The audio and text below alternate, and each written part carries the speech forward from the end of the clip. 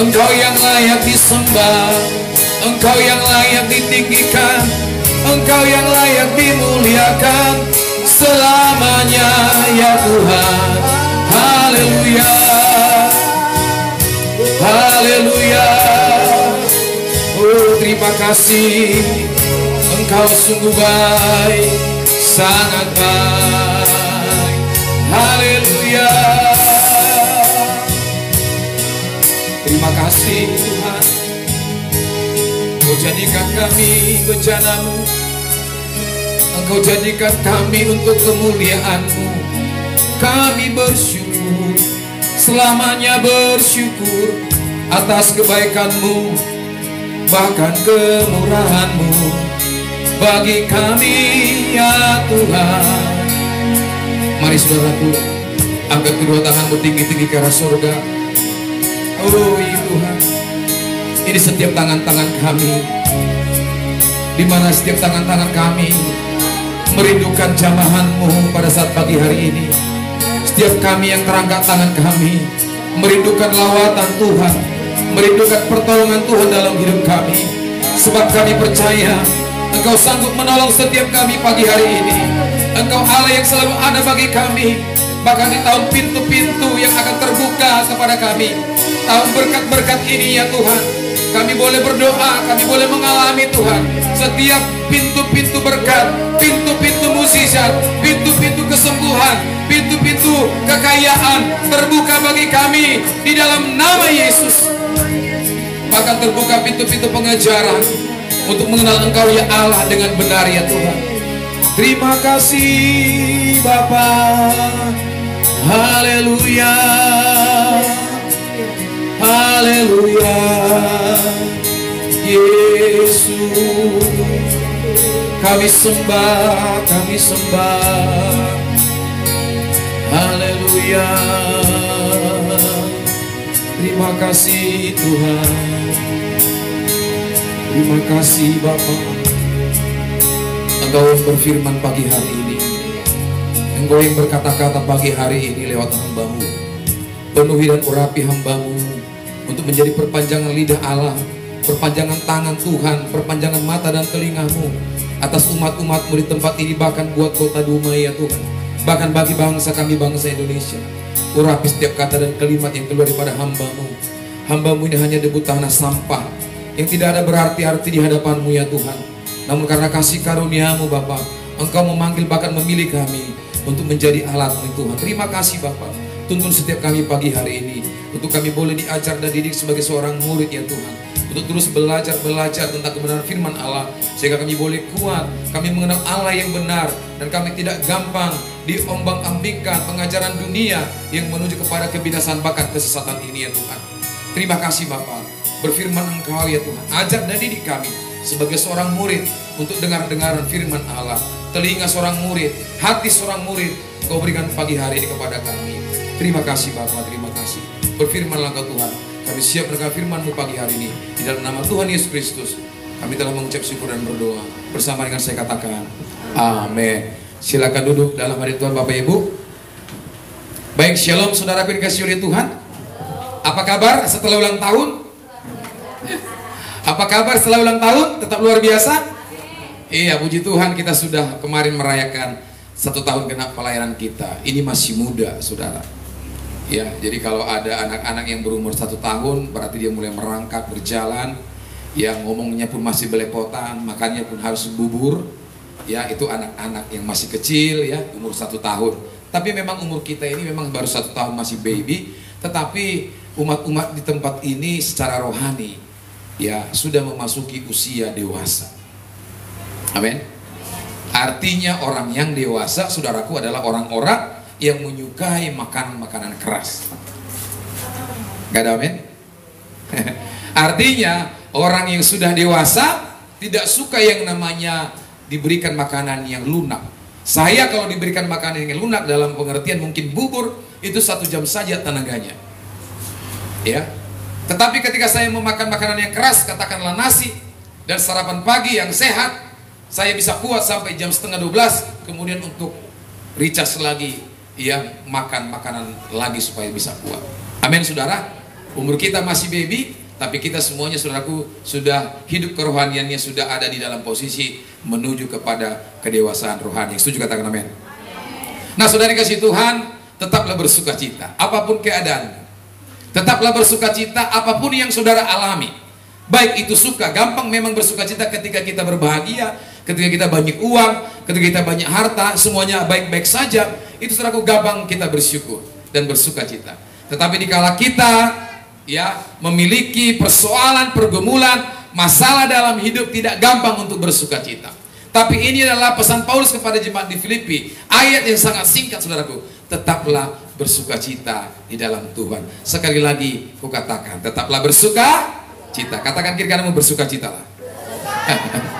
Haleluya. Karena banyak saudaraku keadaan di dunia ini membuat kita hilang sukacita. Ya. Semalam saya juga hampir tidak bersuka cita. Kenapa? Karena saya terima informasi dari hambanya Pak Sibarmata bahwa kita di cancel, ya, atau masih dipertimbangkan untuk tempat ibadah KKR pada tanggal 25 November. Saudaraku, tantangannya berat. Ya, hampir saya tidak bersuka cita, tetapi saya memilih untuk bersuka cita. Pada saya telepon hambanya. Saya OTW dari pabrik, dari lapangan menuju Dumai. Jam 8 malam kita akan diskusi dengan pihak hotel. Ya, puji Tuhan. Nanti biarlah Ibu Erna yang cerita kepada saudara, jangan saya. Artinya di dalam setiap keadaan pergumulan Tuhan akan ada selalu mukjizat yang luar biasa yang Tuhan berikan kepada kita. Tepuk tangan bagi Tuhan. Amin. Jadi ketika penderitaan, ketika masalah datang, tetaplah cinta Tuhan, tetaplah berpengharapan kepada Tuhan, tetaplah bersuka cita. Amin. Orang yang stres hari ini banyak saudaraku, karena banyaknya pergumulan. Sudah stres, kemudian dia naik asam lambung, ya, tidak bisa lah tidur, makannya pun tidak enak karena mulutnya sudah asam, ya. Kemudian tingkatnya lebih naik lagi kalau tidak berubah, depresi, sehingga membuat insomnia, tidak bisa tidur. Ini penyakit. Jadi ketika stres datang itu tidak bisa kita usir, saudara. Stres hanya bisa dikelola. Ya, dikelola caranya bagaimana?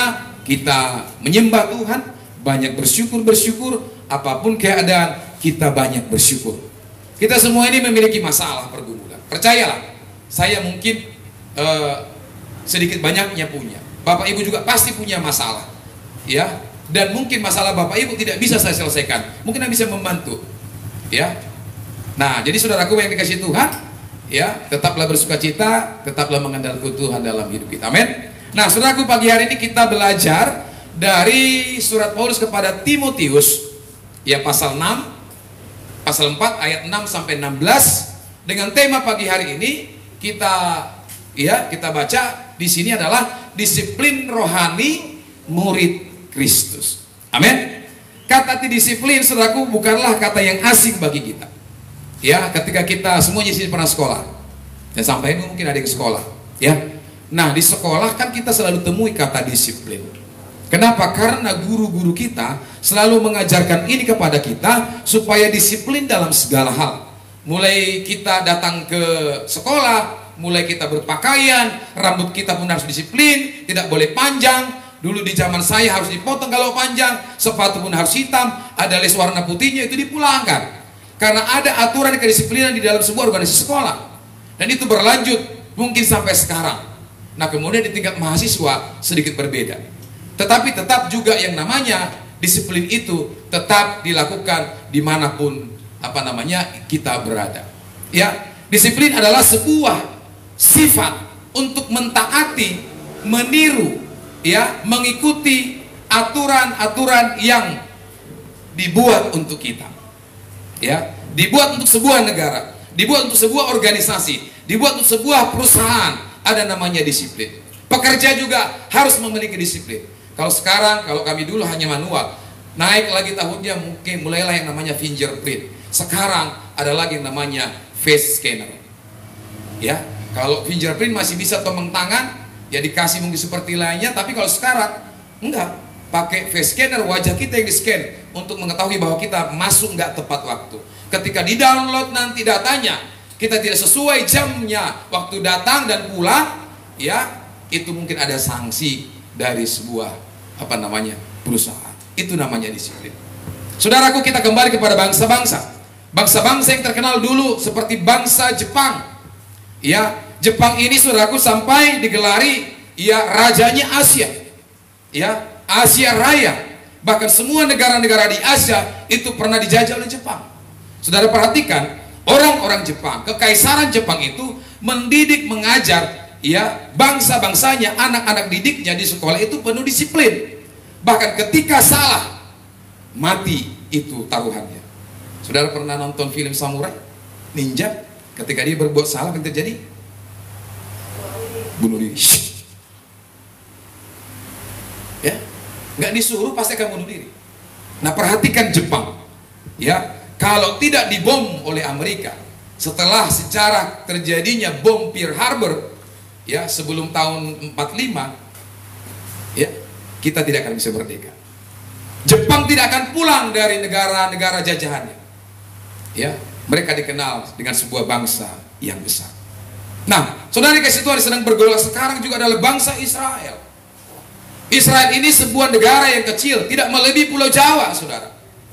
Populasi daripada warga masyarakatnya tidak mencapai 5 juta. Tetapi apa yang terjadi? Bangsa ini walaupun dari dulu selalu dikucilkan oleh orang Kanaan, orang Mesir, orang-orang Arab, orang-orang tanah Kanaan dan lain sebagainya, apa yang terjadi? Mereka tetap disiplin untuk melakukan apa yang disebut dengan hukumnya Musa. Amin. Bahkan kalau kita lihat Petrus, ketika dia lihat penglihatan, ya ada makanan-makanan yang haram dan tidak haram di dalam sebuah penglihatan, apa dia bilang kepada Tuhan? Tuhan, saya tidak pernah diajarkan untuk mengkonsumsi makanan yang tidak halal. Ya, peribadatan mereka di hari Sabat begitu luar biasa ketat dan kusuknya. Kemarahan bangsa Israel beberapa waktu yang lalu sampai mengikrarkan perang kepada Hamas. Apa yang terjadi? Karena pada hari Sabat mereka diperangi. Karena pada hari keagamaan mereka berhenti dari segala aktivitas. Mereka diserang habis-habisan dengan ratusan rudal kepada negara mereka. Ya, sebagai hak daripada sebuah negara, dia berhak membalas. Yang terjadi sekarang, tidak mau tahu, mau dia Kristen, mau dia non Kristen, mau siapapun yang ada di jalur Gaza, wabillahi taufiq wal hidayah. Amin. Selesai maksudnya. Ya. Nah, mereka berjaya dan saat ini dikenal, ya, karena kedisiplinan mereka terhadap hukum Musa melakukan segala hukum tersebut. Bahkan ilmuwan dunia, ya, ekonom dunia, apalagi tenaga teknologi mereka sampai hari ini itu semuanya berasal dari negara Israel. Saudara tahu pemilik Facebook? Saudara tahu pemilik Microsoft? Saudara tahu siapa pemilik iPhone yang saudara pakai kalau pakai iPhone? Mereka semua kuasai. Insinyur persenjataan mereka semua punya. Insinyur pertanian, ya kan, saya belum pernah ke sana. Tapi teman-teman saya kemarin para manajer dibawa ke sana, kurang lebih mereka 100 orang, mereka cerita tanah yang tandus, gurun yang begitu kering, gak ada air, Israel bisa ubah dengan kebun buah-buahan. Di Indonesia, ya, lagu berkata, ya, seperti susu dan madu katanya ini Indonesia. Dilempar saja di depan ubi kayu atau kayunya itu, dia tumbuh bisa berkembang biak. Tetapi masih banyak lahan di Indonesia yang mangkrak karena orang Indonesia terkenal dengan pemalas. Ya kan? Dan terkenal yang kedua dengan apa? Dukunnya yang kuat. Ya kan? Itu orang Indonesia. Tapi gurun pasir di Israel berubah menjadi kebun buah-buahan untuk mensuplai makanan kepada masyarakatnya. Jadi kalau bangsa Israel itu begitu cintanya dengan masyarakat.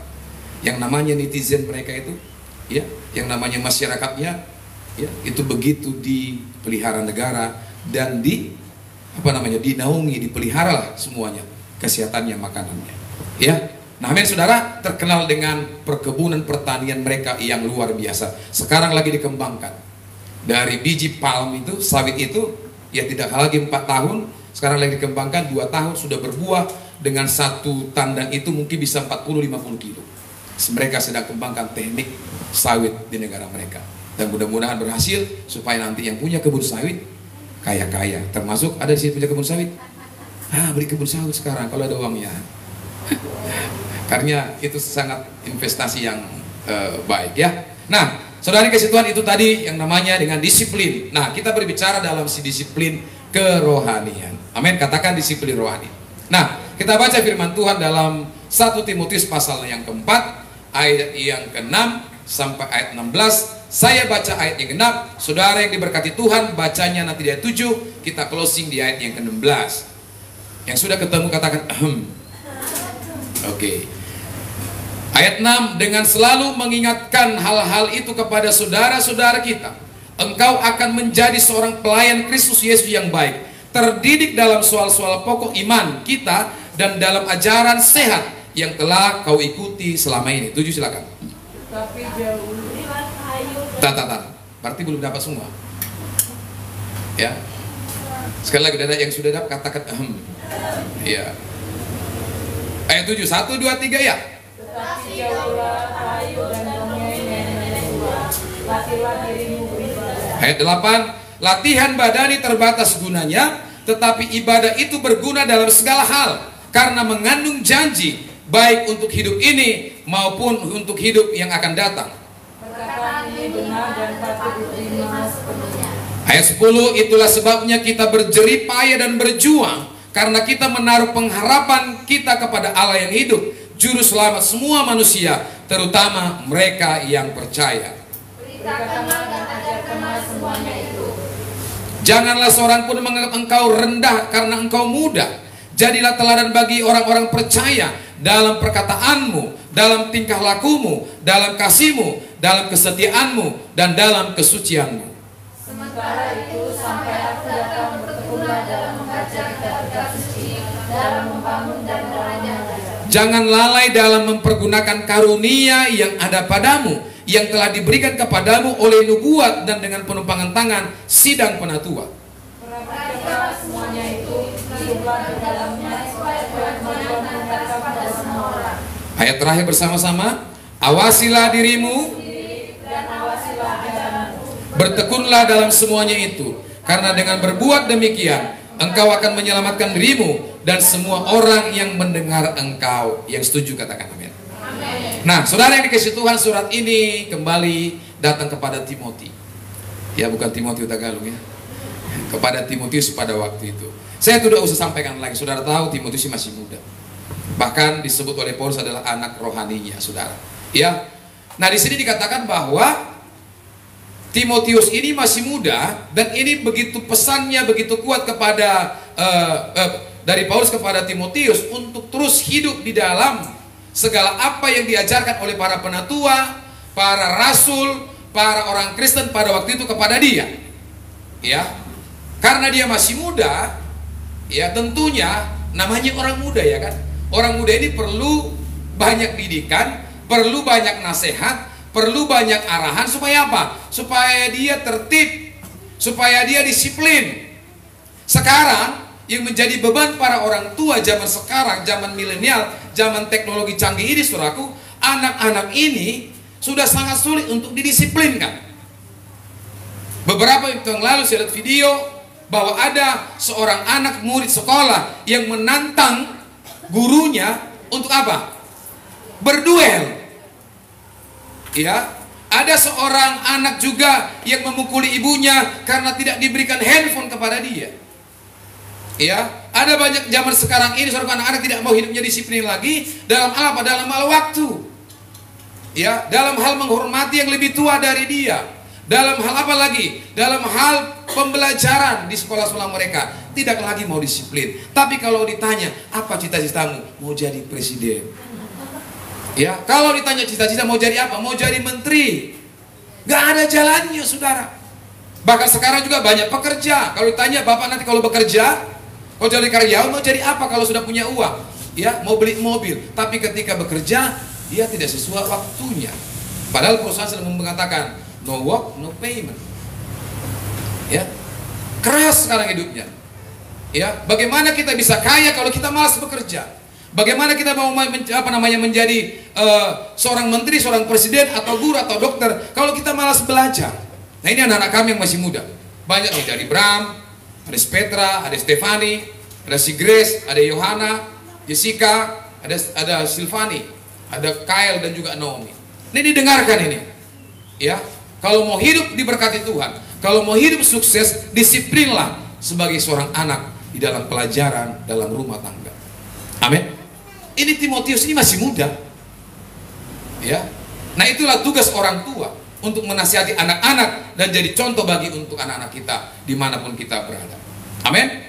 Nah, kita kembali kepada slide 2, dikatakan tanpa kedisiplinan yang dijaga, ya, terus menerus kehidupan rohani kita sebagai murid Kristus tidak akan bertumbuh dewasa.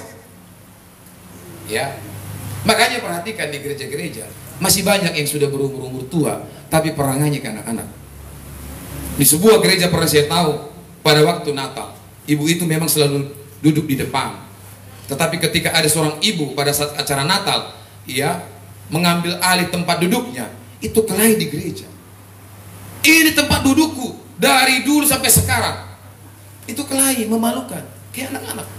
Yang kedua, pada waktu Natal, apa yang terjadi? Pada saat okumene, ya, saya bagi-bagi makanan nasi kotak, habis. Yang datang terlambat, marah kayak anak-anak.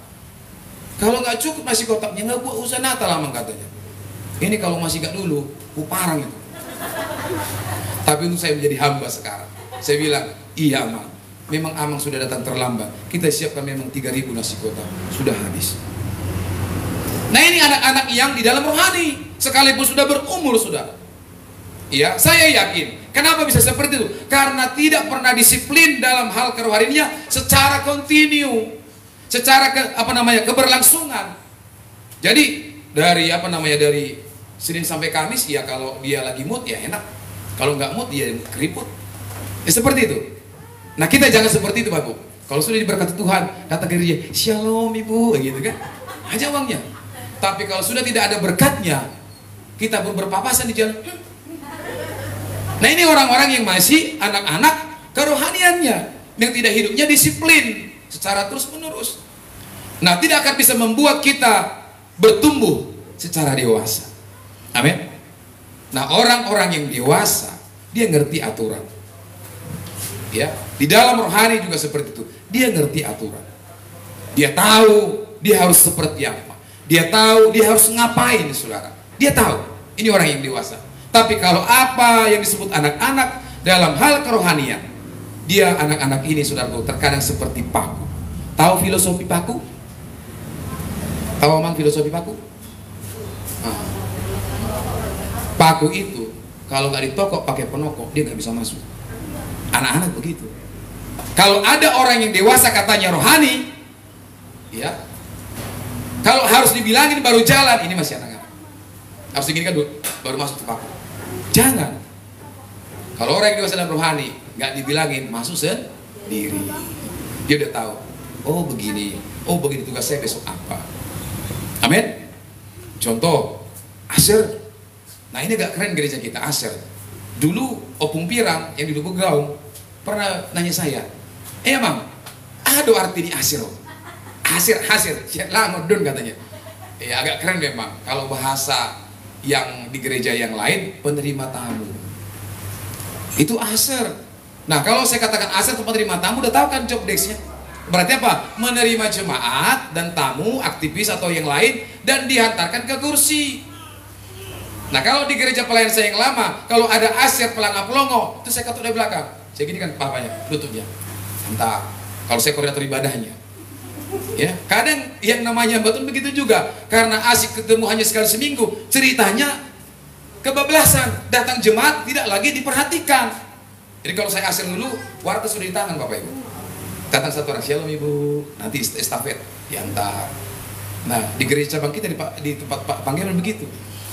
Jadi mereka di gang-gang itu satu-satu, karena memang udah panjang gerejanya, udah besar. Jadi kalau dari belakang sampai ke depan kan pingsan nanti. Aser yang ngantar, jadi estafet dia. Ya, diberikan senyum, bahkan mereka buat pin, senyum, sapa, sopa. Padahal baru kerai di rumah dengan suaminya.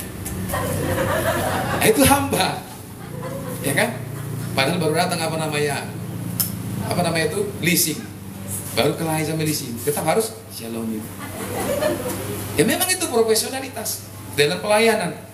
Jangan baru kelahi di rumah sama istrinya, dibawa ke gereja, hancur gereja. Nanti jemaat akan bisik, baru ke gereja ke sini, bro. Kenapa rumahnya? Itu ibu itu sudahlah 5 segi wajahnya, tambah pula 10, jadi 15 segi. Ya kan? Karena tidak ada lagi aura hamba atau spirit hamba dalam melayani. Ini yang disebut dengan anak-anak rohani, yang masih kerohaniannya itu seperti anak-anak. Ya, jadi tidak melihat ukuran pada umurnya, tapi adalah bagaimana dia bisa disiplin secara terus-menerus ya kepada Kristus untuk mencapai pertumbuhan secara dewasa. Nah, saudaraku, disiplin rohani apa, saudaraku, yang harus ya dijaga sebagai seorang murid Kristus? Ya, disiplin seperti apa, saudara? Nah, yang pertama, saudaraku, di ayat yang ke-6, ayat 13, ayat 16, saya baca. Ayat ke-6 berkata begini, dengan selalu mengingatkan hal-hal itu kepada saudara-saudara kita, engkau akan menjadi seorang pelayan Kristus Yesus yang baik, terdidik dalam soal-soal pokok iman, ya, dan dalam ajaran sehat yang telah kau ikuti selama ini. Ayat 13. Sementara itu, sampai aku datang, ya, kata Paulus kepada Timotius, bertekunlah. Ini bertekun, ya, dalam membaca apa? Kitab-kitab suci, dalam membangun dan dalam mengajar. Jadi rupanya Timotius ini diajar untuk tekun, kemudian membangun dan menjadi seorang guru, di mana dia ditempatkan Paulus melayani. Ya, ayat 16 dikatakan, awasilah ajaranmu sendiri. Nah, ini kalau guru ini berat, kayak Pak Simarmata, ya, guru-guru ya, dari dulu sampai sekarang, ya, mengajar, mendidik, dikatakan harus diajari, harus diawasi, ajaran, bertekun dalam semuanya itu, karena dengan berbuat demikian engkau akan menyelamatkan dirimu dan semua orang yang mendengar engkau. Jadi kalau seorang guru diajarkan kepada anak-anak sekolah, 1 tambah 1 berapa anak-anak? 2. Nah, kalau gurunya bilang 3, datang murid, ini tidak betul ini. Nah, kira-kira seperti itu contohnya, ya. Nah, dalam hal apa, saudaraku, di sini dikatakan kita jaga ya disiplin rohani ini sebagai seorang murid. Yang pertama, disiplin dalam ajaran. Ya, disiplin dalam ajaran. Nah, terdidik dalam soal pertama, disiplin dalam ajaran. Ya, disiplin dalam ajaran. Nah, terdidik dalam soal betul-betul mengetahui ajaran yang disebut dengan apa? Ketritunggalan Allah. Ya, yang kedua, harus tahu jemaat Tuhan orang Kristen yang disebut orang percaya ini tentang apa? Ketuhanan Yesus. Yang ketiga, ketidaksalahan Alkitab. Kenapa saya katakan begitu? Ada banyak orang berkata Alkitab itu salah. Ada orang banyak mencap bahwa apa? Alkitab itu palsu. Ya, saudara ketika mendengar ini dan saudara ditanya, harus tahu di mana palsunya, kapan dipalsukan, siapa yang memalsukan, dan siapa saksi pemalsuan itu. Saudara harus tahu. Ya, kadang dunia ini memang sudah banyak penyesatannya. Kenapa? Yang betul aja dibilang tidak betul. Ya kan? Contoh, Abraham itu dikatakan agamanya sebuah agama di Indonesia ini. Padahal Alkitab Taurat itu ribuan tahun sebelum Injil, sebelum Alkitab dikanonisasi atau kitab-kitab yang lain. Pertanyaan saya, saudara percaya yang lebih tua apa yang lebih muda? Yang lebih tua. Walaupun yang muda itu lebih asik. Contohnya kambing muda kan enak kalau dipotong, ya kan, di sate. Kambing tua mana yang mau? Keras, alot, saudara. Amin. Tapi kalau soal bukti dan saksi sejarah, tentu yang lebih tua yang lebih tahu. Kenapa? Karena dia duluan lahir. Ya, makanya kita harus menghormati orang tua. Ya, dengan seorang anak yang baru lahir, tentu pengetahuan seorang orang tua tentu berbeda. Amin.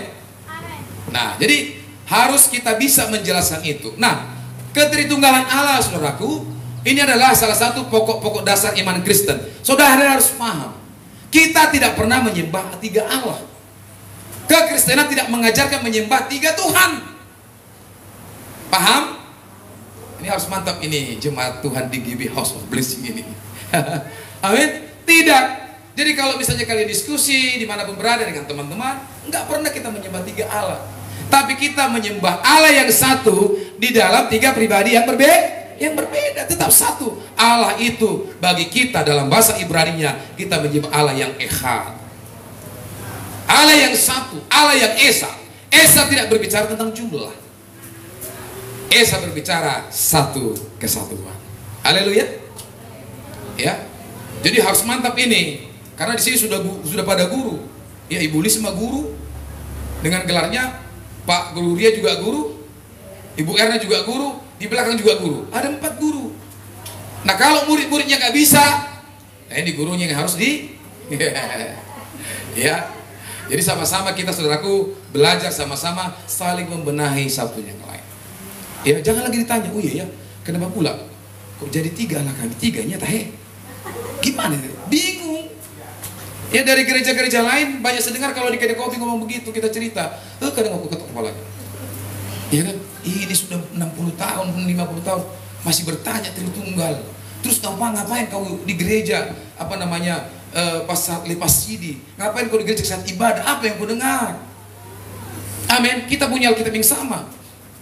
Jadi harus memahami, ya, terdidik dengan disiplin dalam soal-soal pokok iman. Nah, kita ini kan masih pemula ya. Kalau kemarin kita bincang-bincang dengan hamba Tuhan, harusnya sudah kita buat namanya kelas Komseri 100. Tapi masih mengingat kita masih sedikit. Tapi nanti kita bisa diskusikan. Mungkin kalau ada yang sepakat nanti bisa. Kalau modulnya ada sama saya, ada sama Pak Nathanael juga. Karena ini supaya jemaat Tuhan ini terdidik dan bisa tahu tentang ajaran yang dipercaya dan diikutinya. Amin. Ya, harus tahu ini. Nah, ini adalah hal mendasar yang tidak boleh diabaikan. Nah, itu yang pertama. Di ayat yang ke-13 dikatakan lagi bertekun membaca kitab suci, ya, terdidik dalam disiplin dalam ajaran, ya. Poin yang kedua, bertekun membaca kitab suci. Ada yang bertekun di sini membaca kitab suci? Berat?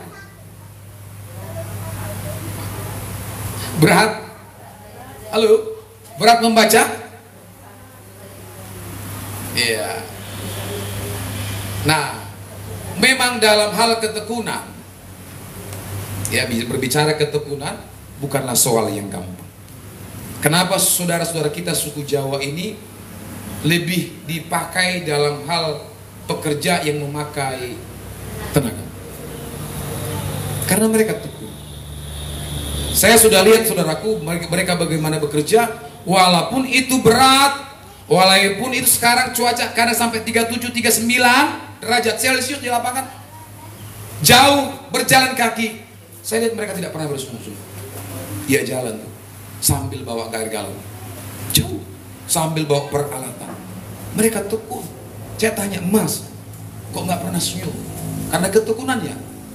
Iya. Karena apa? Ada beban keluarga yang mereka bawa. Ada yang diingat di kampung yang harus dihidupi. Makanya mereka tekun bekerja, ulet bekerja. Ya. Dan alhasil ada banyak di antara mereka yang bisa menyekolahkan anak-anak karena ketekunan tadi. Ya. Apalagi semut. Semut kita harus belajar bekerja sama dan tekun. Ya, sebelum musim-musim namanya musim semut itulah. Dia mengumpulkan makanan kan. Begitu tekun, ambil sebiji, padahal jauhnya minta ampun nanti ke sarangnya. Dibawain itu. Dibawa secara estafet sampai dia mengumpulkan makanan. Di musim yang tidak bisa pangan nanti, disitulah dia bisa makan makanan yang dikumpulkan tadi karena ketekunan. Amin. Nah, kenapa kita harus tekun membaca kitab suci? Supaya kita tahu, supaya kita memahami. Ya, kalau ada orang bilang tidak gampang untuk tekun, saya pertanyakan ya. Tidak gampang untuk tekun. Apalagi dengan sekarang begitu banyak gaya-gaya hidup kita di zaman sekarang ini. Hedonisme manusia yang tinggi, gak gampang tekun. Termasuk saya. Terkadang sudah mau baca, datang telepon. Ya, terkadang mau baca firman Tuhan, ya, datang lagi pekerjaan, ya, pulang sore-sore. Terkadang pagi hari gak sempat, kita baca setengah jam udah telat sampai ngantor. Iya kan? Nah, kalau kemarin saya dengar ada hamba Tuhan baca lagi dalam perjalanan, di mobil, di bus, puji Tuhan. Enggak apa-apa, 1 ayat, 2 ayat, 1 pasal. Ini bisa kita ingat. dasarnya kuat. Nah, Timotius di sini masih muda, diajar untuk tekun. Anak-anak yang tekun belajar. Ya, kenapa saya kadang-kadang bicara dengan anak saya? Kenapa dominan orang-orang yang kita bukan bukan mengecilkan orang-orang yang tidak mendengarkan anak saya.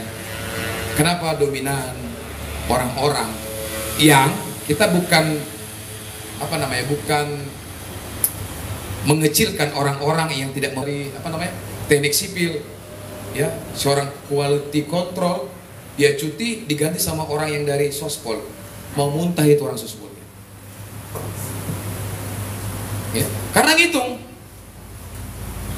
ya, ada teknik dasar yang dilakukan di dalam construction itu, ya kan? Benar gak? Nah, orang yang biasanya jago matematik, dia ditekunin, ya, karena nanti di pekerjaan dia harus tekun, dia baca gambar, ya, drawingnya bagaimana, ukurannya bagaimana, volumenya bagaimana, ya, kemudian material apa yang digunakan supaya ini kuat, apa yang dilakukan supaya jangan rusak, supaya sesuai dengan spesifikasi daripada perusahaan yang ada di drawing itu, yang ada konsultannya. Itu orang-orang yang tekun tadi belajar. Kalau saya anak IPS, dikasih ke saya, bingung saya baca gambar itu. Ini apaan? Kecil-kecil lagi. Ya kan? Tapi ada ketekunan untuk belajar, pasti bisa. Ya kan? Itu namanya ketekunan. Nah, Timotius seorang yang muda diajar oleh Paulus untuk tekun membaca kitab suci. Seorang murid Kristus, ia menopang hidup rohaninya dengan firman Tuhan yang akan menjadi makanan rohani. Firman Tuhan adalah sumber ajaran sehat. Saudara lihat orang Kristen yang bertekun membaca Alkitab, ada nggak pembunuh? Nggak ada. Adakah orang Kristen yang tekun membaca Alkitab jadi teroris? Nggak ada. Ya, orang yang tekun membaca kitab suci, dia memiliki suplai makanan yang sehat dari ajaran firman Tuhan itu. Amin. Jadi anak-anak baca Alkitab. Amin. Seperti Daniel berhasil menjadi raja, ya, menjadi orang yang yang dipentingkan dalam sebuah kerajaan dan negara itu. Ya. Kemudian di ayat pertama tadi disiplin dalam ajaran, yang ketiga adalah awasilah diri dan ajaran. Jadi kalau kita sudah mengajar, ya, kita harus awasi apakah tetap sesuai dengan apa yang kita ajarkan tersebut. Amin. Nah, murid Kristus sejati juga terus mengevaluasi dan mengawasi diri dan ajarannya. Hidupnya terbuka di depan orang untuk diberi apa? Untuk disubmit masukan. Kamu begini, kamu harus seperti ini. Karena apa yang kamu katakan tidak sesuai dengan itu, harus kita terima. Jadi gereja, ya, orang Kristen yang dewasa dalam rohani, yang disiplin, tidak boleh tertutup kepada kritik. Katakan kritik. Marah kalau dikritik? Ya marahlah. Siapa yang gak marah kalau dikritik? Apalagi kalau dikritiknya kurang asam, ya kan gitu ya. Sebuah kritikan atau kritik yang diberikan orang kepada kita pada awalnya itu tidak enak. Tapi kalau kritik itu sesuai, ya, untuk keberhasilan kita, untuk mengubah atau mengevaluasi dari tingkah laku, statement yang salah dari kita, ya enggak apa. Saya senang dengan pendeta Dr. Erasmus Sabdono. Walaupun menurut organisasi kependetaan dan organisasi gereja beberapa waktu yang lalu ada ajarannya yang kurang tepat, ya, tentang kebenaran firman Tuhan, dia bilang, gak usah permalukan saya, aku ini kan manusia biasa. Kalau saya salah, ingatkan saya dalam kasih. Amin. Ya, jangan dipermalukan. Saya lihat banyak di YouTube, ya, dibahas setiap kata dan kalimat yang disampaikan oleh hambanya Erastus. Ya, dibahas, oh ini gak sesat, oh ini salah. Gereja Tuhan, hamba-hamba Tuhan saling mempermalukan. Ya, mudah-mudahan dan kita doakan supaya tetap ajaran yang sehat itu dikonsumsi oleh banyak hamba-hamba Tuhan dan anak Tuhan. Amin. Ya. Nah, yang kedua, disiplin rohani apa yang harus dijaga seorang murid Kristus? Yang kedua adalah disiplin dalam ibadah. Nah, ini kita akan banyak bicara di sini. Amin. Disiplin dalam ibadah ini juga pergumulan saya. pergumulan di dalam keluarga kami, saudara. Ya, karena ini adalah sebuah tanggung jawab kepada anak-anak kita, dimanapun mereka berada, mulai dari keluarga kita. Nah, di ayat 7 sampai 9, Paulus berkata begini, tetapi apa? Jauhilah tahyul dan dongeng nenek-nenek tua. Kok nggak ada kakek ya? Latihlah dirimu apa? Beribadah. Ayat 8. Latihan badani terbatas gunanya, tetapi ibadah itu berguna dalam segala hal. Karena apa? Mengandung katakan janji. Baik untuk hidup ini maupun untuk hidup yang akan datang. Ayat terakhir 9. Perkataan ini benar dan patut diterima sepenuhnya. Ini statement Paulus loh. Rasul yang luar biasa yang dibenci orang yang tidak terima Yesus. Ya kan? Ya. Di ayat yang ke-7 tadi dikatakan tetapi jauhilah tahyul. Saudara tahu tahyul? Tahu tahyul? Itu orangnya tahu tahyul? Hah? Tahyul itu cerita-cerita yang dibangun dari opini-opini yang tidak baik, yang tidak berdasarkan kebenaran firman Tuhan. Ya, contoh kalau di kampung kita, legenda daripada Pusu Buhi. Di sana bercokollah si Raja Batak, di sanalah kerajaannya, di sanalah istananya. Apa dasar kebenarannya? Kita tidak tahu. Ya kan? Kemudian apa? Tahyul-tahyul dari nenek moyang. Kalau nanti tidak diberikan beras si penitoni kepadamu, kau tidak akan diberkati. Apa dasarnya? Ya, saya katakan sebagai hamba Tuhan. Tahyul seperti itu. Jadi saya tidak pernah sama dengan sekarang ini, saudaraku, ada saya lihat di sebuah video bahwa orang membosuri. Jadi hamil borunya, ya, permennya 7 bulan, ya, dibuat acara dan ada orang berkata kalau tidak dibuat itu seakan-akan tidak sah baby ini lahir. Seakan-akan dia tidak melakukan atau tidak hormat kepada orang tua. Nah, seperti itu. Anak saya 3, nggak ada kubuat itu. Ya, jadi cerita-cerita dongeng seperti itu yang bertentangan dengan firman Tuhan, jauhi. Ya. Kemudian apa? Yang kedua, dongeng-dongeng katanya. Iya, eme digagak ursa. Ina masa ini ulah. Masa orang membunuh juga ina masa kita ulah, kan enggak? Iya kan? Tapi harus hal yang benar. Kalau itu tidak berdasar kepada kebenaran firman Tuhan, jangan lakukan. Makanya Yesus marah. Ya, apa kemarahan Yesus? Mereka melakukan ajaran istiadat mereka dan mengesampingkan firman Allah. Tidak semua adat itu salah, tapi karena meninggalkan ibadah karena adat. Ya, di dunia ada hamba Tuhan meninggalkan pelayanan karena meradat. Kalau jemaat tidak masalah. Karena katanya jemaat masih banyak neraka kan katanya kan. Tapi kalau sudah predikat hamba Tuhan bergelar walaupun juga tidak jaminan masuk surga itu, ya janganlah, lepaskan dululah kependetaan itu. Mau saudara mau meradat terserah, tapi jangan bawa itu. Karena itu penabalannya, pengutusannya itu dari Tuhan lewat hamba-hamba Tuhan. Jadi tanggung jawabnya sangat besar.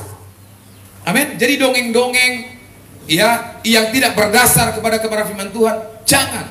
Dulu ada teman saya tidak memiliki anak. Ya. Apa dia bilang? Cobalah pergi ke tulangmu. Ya. Asa dipasu-pasu tulangi. Asa margeleng, asa tumibu ro perbue nisi ubeon. Saudaraku, yang memberikan keturunan itu Tuhan. Yang memberikan anak itu Tuhan. Mau itu semuanya laki-laki, mau itu semuanya perempuan, mau ada cewek, mau ada cowok anaknya, itu Tuhan yang punya keputusan. Amin. Iya. Jadi dongeng-dongeng seperti itu jangan. Walaupun memang tidak salah meminta doa kepada tulang. Tapi kalau itu kita anggap menjadi sumber berkat, itu dongeng. Ya. Tuhanlah sumber berkat. Yang kedua, ada di acara-acara tertentu pemberian ulos. yang mengulosi, yang menyelimuti tondi kita, roh kita itu roh Kristus, nggak ada yang lain. Ya jangan salah di dalam perkataan. Jadi tahayul-tahayul, nenek-nenek moyang, dongeng-dongeng yang tidak berdasar kepada kebenaran firman Tuhan, Paulus katakan kepada Timotius, jauhi. Engkau akan menjadi seorang pelayan Kristus yang baik, terdidik dalam soal-soal pokok iman. Amin. Nah yang kedua dikatakan lagi, latihlah, latihan badani terbatas gunanya. Ya. Siapa di sini pernah olahraga? Semua pernah olahraga? Punya batasan? Ya. Dikatakan firman Tuhan di sini, latihan badani terbatas gunanya, tetapi ibadah itu berguna dalam segala hal. Karena ibadah itu mengandung janji, baik untuk hidup hari ini maupun hidup yang akan datang. Ya, jangan gara-gara saudaraku hobi olahraga kita, hobi-hobi kita yang lain, kita tidak beribadah. Ya, ibadah ditinggalkan. Ya, kemarin saya masih bulu tangkis terbatas. Ya, mampunya hanya 2 jam, ya udah pulang. Ya, ada batasannya. Tapi kalau latihan ibadah itu tidak ada batasan dan berguna untuk hidup yang akan datang. Hidup kekekalan. Amin. Amin. Saya kadang-kadang berpikir dengan teman-teman anak-anak Tuhan ini ya, jemaat Tuhan, orang-orang Kristen. Saya lihat ada teman satu marga kita, sampai di negeri manapun ada adat istiadat, ada acara adat, jauhnya pun dia ikut. Gereja 1 kilo 2 kilo dari rumahnya, ibadah pun ini malas. Ya, ada. Nah sekarang kita perlu untuk hidup sekarang apa yang akan datang? Ya, hula-hula kita, tulang kita, bapak kita, amang boru kita gak bisa menyelamatkan kita ketika penghakiman itu datang. Gak bisa. Jadi jangan gara-gara itu saudaraku kita kehilangan kasih karunia, kita kehilangan hidup yang kekal. Amin. Ya, latihan badani hanya bermanfaat pada masa kini, tetapi beribadah adalah hal yang memiliki dimensi apa? Berkat. Nah ini dimensi berkat.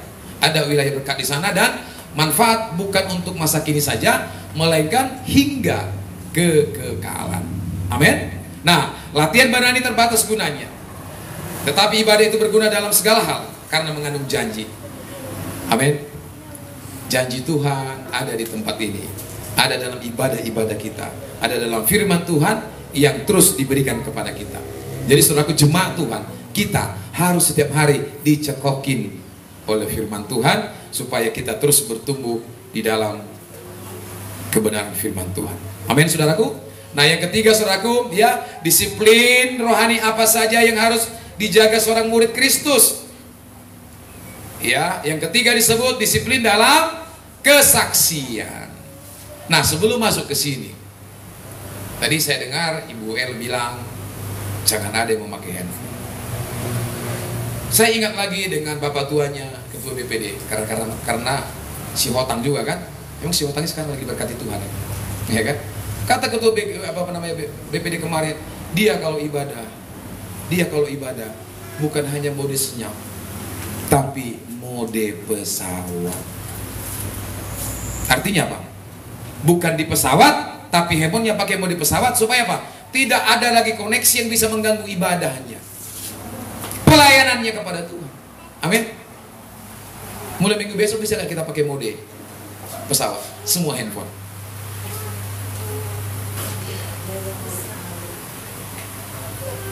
Kecuali yang emergency.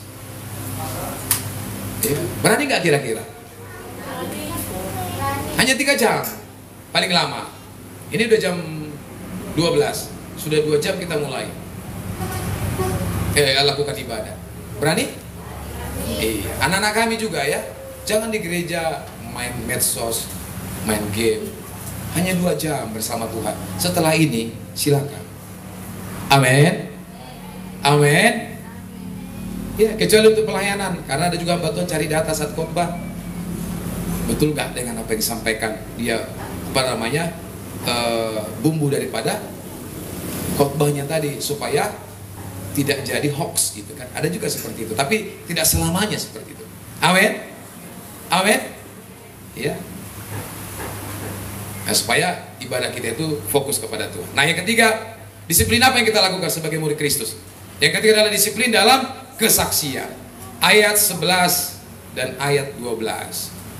Dikatakan di situ, beritakanlah dan ajarkanlah semuanya itu. Jangan seorang pun menganggap engkau rendah karena engkau muda. Jadilah teladan bagi orang-orang percaya. Ya. Dalam apa? Perkataan. Dalam apa lagi? Tingkah laku. Dalam apa? Kasih dan kesetiaan dalam kesucian. Amin. Ya. Yang ketiga, disiplin dalam kesaksian. Kesaksian hidup adalah sarana yang efektif dalam pelayanan untuk menjadi berkat. Amin, saudaraku. Ya, kesaksian. Nah, kesaksian juga merupakan sarana penginjilan yang efektif. Kenapa? Karena dialami. Kenapa? Karena dirasakan. Kenapa? Karena dilihat. Karena dilakukan. Itu sarana yang efektif. Makanya Paulus berkata-kata kepada suratnya kepada Timotius, janganlah seorang menganggap kau rendah. Awasi ajaranmu, evaluasi. Apakah bertentangan tingkah lakumu? Apakah bertentangan dengan perkataanmu? Bagaimana kasihmu? Bagaimana kesetiaanmu? Dan bagaimana hidup kesucianmu kepada Tuhan? Amin. Semalam kita di mobil cerita. Saya dengarkan, ini karena saya ingat. Ya, Ibu Galung bilang, nanti singer-singer WL yang terakhir apa? Jaga kekudusan. Juga harus kita lari dan kita ingat kepada firman Tuhan ini. Jaga kesucian, jaga kekudusan kita saat melayani Tuhan. Kenapa? Ya, saya sampaikan semalam pada hamba Tuhan. Saya kalau misalnya wedding ceremony beberapa kali, itu gampang sama saya. Baik Chinese, baik orang mungkin Batak atau di luar itu, saya bisa. Tapi sampai hari ini Bapak Ibu, kalau saya lagi mimpin pujian, kalau saya lagi khotbah, tetap lutut gini gemetaran. Amin. Karena apa? Jangan sampai ketika aku menyampaikan isi firman Tuhan ini tidak sesuai dengan apa yang kulakukan. Atau mungkin tidak kulakukan, ini menjadi pedang. Karena firman Tuhan itu menjadi pedang bermata dua. Iya kan? Makanya perlu dievaluasi, perlu diawasi setiap ajaran perkataan kita supaya menjadi kesaksian. Ya, nggak mungkin saya bilang, waduh, silent lah handphonemu. Saya nggak silent. Ya kan? Ayo Bapak Ibu kita doa di sini setiap hari Rabu, kita ganti FA jadi doa juga. Saya nggak datang. Kira-kira kesaksian sampai Ibu? Nggak kesaksian.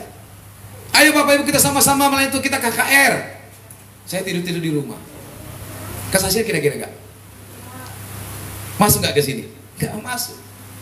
Tapi itu bisa menjadi kesaksian ketika kita menjadi pelaku sesuai dengan apa yang kita ajarkan, sesuai apa yang kita yang kita sampaikan kepada jemaat.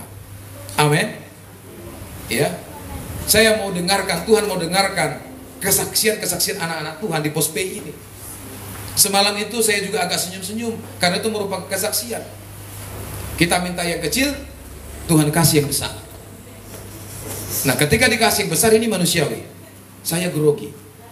Kalau dikasih yang besar, emang kita sanggup kalau datang banyak? Gimana pelayannya? Amin. Yang 2 Sabtuannya jadi 5 orang. Kalau datang 200 orang, kan ke situ. Makanya saya selalu bilang, ayo hamba-hamba Tuhan, ayo jemaat Tuhan, ayo nantulang, ayo kita semuanya layani Tuhan. Amin. Kalau datang 500 orang nanti, karena orang tahu itu tempat besar. Nah, bagaimana kesiapan kita? Bagaimana doa-doa kita yang kita persiapkan? Karena ini saya bilang pelayanan ini besar.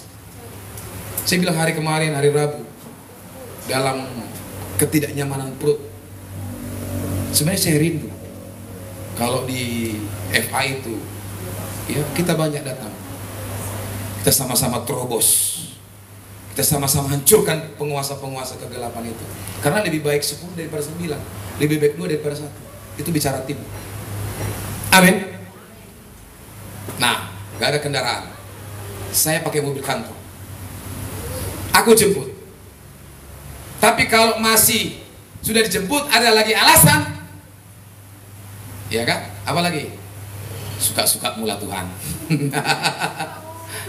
Iya kan? Saya rindu kayak opung-opung kita ini. Ayo doa sama-sama. Ya di tempat ini 2 jam. Kalau kita on time 2 jam udah panjang itu doa. Worship itu udah panjang. Ya. Saya rindu dan kita terlibat semuanya Bapak Ibu kalau doa hari Rabu atau FA di tempat ini sama-sama telepon. Ibu nanti datang doa. Aduh aku mau datang sih tapi transport nggak ada. Kasih tahu sama hamba Tuhan di tempat ini. Saya pastikan itu jemput. Ya. Amin. Kalau ada berkata, aduh saya pulang dari kerjaan jam 6 sore, nggak apa-apa, kita tunggu jam 7. Karena memang mulai jam 7. Jadi gak ada yang salah kan? Amin. Kalau ada yang nanti misalnya gak sempat makan malam, bawa makanan dari rumah. Tambahkan supaya kita se-FA makan bersama. Kan enak menjadi anak-anak Tuhan itu. Amin. Nah gak apa-apa kalau misalnya tidak ada kegiatan di rumah, atau misalnya anak-anak tidak ada kegiatan sekolah atau yang lain, datang doa sini. Amin. Supaya anak-anak kita juga selalu sering mendengar. Saya karena sering melihat pelayanan, sering mendengar doa, makanya bisa seperti ini. Sekolah nggak ada, aku hanya S3 Bapak Ibu, nggak ada sekolah. Tapi karena saya sering datang di pelayanan, saya lihat senior, saya lihat opung-opung yang hamba itu, oh rupanya gini. Saya contohin mereka, ya, saya ikuti mereka, saya ikuti teladan mereka. Jadilah seperti ini, walaupun masih seperti ini, tetap harus disyukuri. Alhamdulillah wa syukur. Oh pintar semua ya. Amin. Ya, Paulus menekankan agar Timotius menjadi teladan dalam sikap, perkataan dan tindakan. Nah ini sikap kita juga harus benar Bapak Ibu. Saya ini orang suka bercanda, ya. Tapi bercanda, tolong jangan di depan jemaat. Amin. Ya. Terus cara tertawanya di depan jemaat diatur. Ada teman saya laki-laki tertawanya kebablasan sampai rahang melepas. Jangan. Itu dia tuh, ini gua orang 4 tahun. Emek sampai hal harus di. Jangan. Itu juga sikap. Senyumnya dia tuh. Karena gitu ya. Diaturlah senyumnya di depan jemaat, apalagi tidak kenal. Karena itu jemaat itu sekarang pintar nilai, Saudara. Udah dengarkan khotbah Pak Pardamaian, pintar nilai. Pendeta itu kalau gendut marah, rakus. Kalau kurus, malas makan. Kurang doa. Ada lagi yang di pendeta di Dumeni dari dulu sampai sekarang pakai motor. Itulah, kau malas berdoa katanya. Ya kayak gitu. Jemaat seperti itu, tapi tidak apa-apa. Itu bisa menjadi evaluasi bagi diri seorang hamba Tuhan. Amin. Ya. Jadi persikap kita juga harus kita jaga dan tindakan kita. Nah, untuk mempengaruhi orang lain, saudaraku di sisi Tuhan, hidup jadi berkat, keteladanan hidup adalah hal yang utama.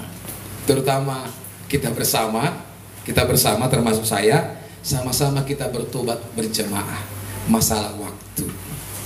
Tadi juga kami terlambat, 9:30 sampai sini, gereja belum terbuka. Oh hebohlah semua begitu ya. Nah ini termasuk saya juga harus bertobat. Ya itu juga ya gimana lah kadang-kadang di rumah tangga. Ayo, aduh, haleluya, puji Tuhan. Amin. Jadi ke depan mulai minggu besok jam 9 sudah ada di tempat ini ya. Paling lambat lah lewat 10 atau 15 karena kita masih doa, kita masih preparation. Tentu apa yang kurang-kurang kan kita sama berpikir. Saya tadi perjamuan, apalagi ini. Ya itu semua adalah untuk kebaikan kita dan pelayanan kita. Amin. Loh, hilang. Jangan dulu. Ya. Nah, teladan kehidupan adalah hal yang bisa dilakukan oleh siapapun tanpa memandang usia. Keteladanan, kedisiplinan itu berlaku mulai umur 1 tahun sampai umur tahun-tahunan. Amin. Ya. Dilakukan oleh siapapun tanpa memandang usia. Keteladanan berbicara lebih keras daripada sekedar teori yang disampaikan. Jadi saya juga harus memiliki teladan yang baik di depan saudara, di depan anak-anak, di depan istri kita, di depan siapapun kita jadi teladan dalam hal waktu, dalam perkataan, dalam sikap, dalam tindakan. Mari kita menjadi teladan. Saudaraku, penutup kesaksian saya ketika diarahkan ke proyek construction yang ada di SDO, pernah saya protes kepada Tuhan. Karena dengan posisi atau katakanlah pendapatan, ya tidak sebanding dengan apa yang kita kerjakan. Terus suatu ketika saya lihat video, dia bilang begini, kalau di dalam suatu perusahaan, di dalam sebuah pekerjaan, kamu banyak diberi tugas, percayalah, engkau orang kepercayaan. Kalau dalam sebuah perusahaan, organisasi, kita itu banyak dipercayakan tugas-tugas yang kadang bukan tugas kita, jangan protes, percayalah, kita sedang dipercaya oleh pemilik, oleh manajemen daripada perusahaan. Ketika saya dengar itu, Tuhan, aku bertobat. Ya sekarang apa? Saya sebagai hamba Tuhan, saya mungkin sebagai yang lebih tua dari beberapa orang. Bayangkan, saya nyuci gelas, saya buat kopi untuk pimpinan saya setiap pagi. Apa yang terjadi? Ada yang negatif, ada yang positif. Saya tidak mau dengar negatifnya, yang saya dengar positifnya. Ada perubahan yang dilihat. Saya suguhkan, aduh, gak enak lain. Oh, saya sudah biasa. Waktu kita bersama, saya, oh iya ya.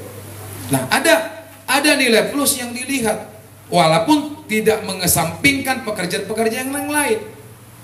Ya, itu kita lakukan pekerjaan lain yang diberikan, walaupun banyak, beres. Amin. Itu akan menyenangkan pimpinan kita. Bapak Ibu, kalau di dunia pekerjaan atau di dunia apapun diberi banyak tugas, jangan protes. Ya, Pak Nathanael ini dia hamba Tuhan. Apapun yang Bapak Ibu suruh, mau dia itu. Saya lihat dia jadi tim pengganti. Bang, ganti saya aja ikut khotbah dia. Bang, abang yang OL ya. Saya kasihan lihat dia. Nah terus ibu-ibu yang digantikan ini, bapak digantikan ini, piye? Endi mbak? Ya kan? Saya kan cerita Pak Nathanael, tiap Sabtu dia lagi WL, besok dia lagi khotbah, besok dia lagi. Lah kita ini memuridkan Bapak Ibu. Amin. Kalau saya kasih, kalau Tuhan kasih kepercayaan kepada Bapak Ibu lewat saya, tugas pelayanan, saudara orang kepercayaan saya. Amin. Di sini tidak ada salah benar. Ya, mau fales, mau musiknya nggak bagus, mau firman Tuhannya nanti masih belepotan, tidak apa-apa. Tuhan akan senang. Karena Tuhan lebih mengetahui siapa kita. Kenapa? Karena Dia yang menciptakan kita, yang menenun kita di dalam kandungan ibu kita. Jadi Dia tahu siapa kita. Dia tahu kelemahan kita. Dia tahu kelebihan kita. Hanya Dia ingin tunjukkan kepada dunia bahwa aku yang menenun engkau. Tunjukkan kepada dunia bahwa aku yang meng-create engkau dalam kandungan ibu. Tunjukkan. Itu yang ingin Tuhan lihat. Amin. Makanya tidak ada dua pelepasan, dua peperangan itu dalam hati. Tidak ada, iblis gak lari. Ada begitu dua pelepasan? Gak ada. Yang namanya dua pelepasan itu perkatakan. Supaya apa? Supaya iblisnya juga dengar. Karena iblis bukan maha tahu. Amin. Ya, saya tidak akan kalah. Bulan Desember kucatuan lagi kalian. Amin. Jadi mulai sekarang siapkan. Satu ayat, dua ayat, nggak perlu panjang-panjang. Karena begini, kita harus menjadi saksi. Saya yakin Bapak Ibu banyak mengalami pertolongan Tuhan. Amin. Betul nggak? Atau nggak pernah sama sekali mengalami pertolongan Tuhan? Ya, lewat menyampaikan isi hati Tuhan, itu firman Tuhan itu, nanti di situ akan muncul dia. Dan pasti yang mendengarkannya termasuk saya. Oh, diberkati saya. Begitu. Amin. Kemarin waktu kita ulang tahun, saya udah haus semua nyanyi-nyanyi kan. Tuhan, uangku nggak ada nih, tapi kepingin saya memberkati lewat minuman botol itu. Saya bukan menyampaikan ini, tapi apa yang terjadi? Saudaraku, kemarin orang memberkati saya dengan ratusan ribu, hanya saya beli minuman itu kepada Bapak Ibu. Ini kesaksian.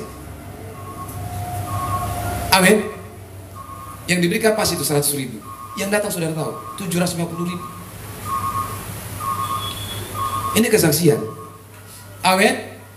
Mana saudara pilih? Saudara membeli 100, saudara dapat 750. Mana pilih? 750 nya kan? Maka beri 100. Nah, kita butuh saudara membeli 100, saudara dapat 750. Mana pilih? 350 ya kan? Maka beri 100. Nah, kita butuh 12 juta untuk KKR. Kalau nambah kursi di ballroom nanti, siapkan dompet saudara. Dan saya yakin, dompet yang sedikit tadi akan Tuhan isi berlipat-lipat kali ganda. Tepuk tangan untuk Tuhan. Mari bangkit berdiri.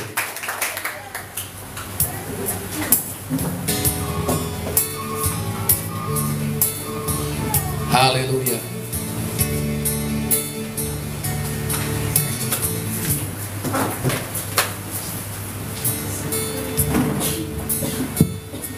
Tundukkan hatimu kepada Tuhan. Mari datang kepada Tuhan. Bapa, terima kasih. Kami mengucap syukur pagi hari ini untuk firman yang sudah Tuhan berikan kepada kami. Kami diberkati Tuhan. Kami dibaharui. Biar kami semua menjadi murid-murid yang disiplin kepada Tuhan. Dalam hal ajaran kami, dalam hal waktu kami, dalam segala-galanya Tuhan.